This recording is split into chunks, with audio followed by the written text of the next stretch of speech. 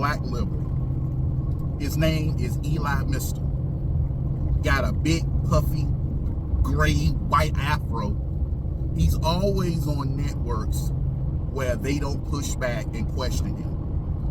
But this idiot, who's a black liberal, said this. Absolutely. One of my premises for the book is that every law passed before the 1965 Voting Rights Act should be presumptively unconstitutional, right? But because before the 1965 Voting Rights Act, we were functionally an apartheid country. Yeah. Not everybody who lived here could vote here. So why should I give about some law that some old white man passed? Did you see that?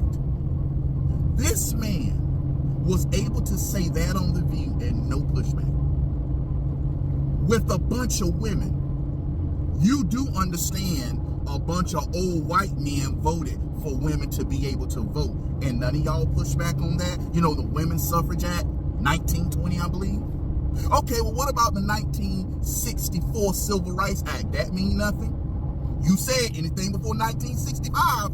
What about the 1933 Brown versus Mississippi, where old white men ruled that you can't beat a confession out of a suspect, and that suspect was black. They ruled that you cannot beat a confession out of no one. Those old white men did that. Okay, what about the Enforcement Act of 1871? You don't know what the Enforcement Act of 1871 is? Well, let me give you its nickname, the Klan Act, which Ulysses S. Grant said, if you see a Klansman, shoot him.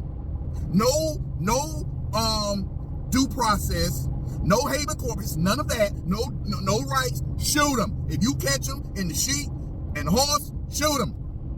When you and your troops was down there chasing the Klan, and the Klan disappeared for about 20 years because they were scared. The Enforcement Act don't mean nothing of 1871, the Klan Act. Okay, Mr. Mystical, I got one for you. What about the 13th, 14th, and 15th Amendment? 13th, it gave black people, said we are no longer slaves. 14th Amendment that said we are U.S. citizens. 15th Amendment gave us the right to vote. That don't mean nothing either. Old white men voted for that.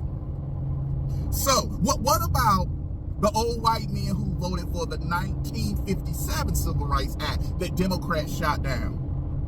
Okay, Al Gore's daddy did that. What about, let's see,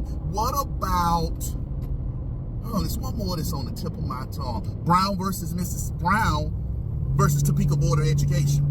Does that matter? Does that matter? You know, Brown versus Topeka Board of Education, that was by old white men.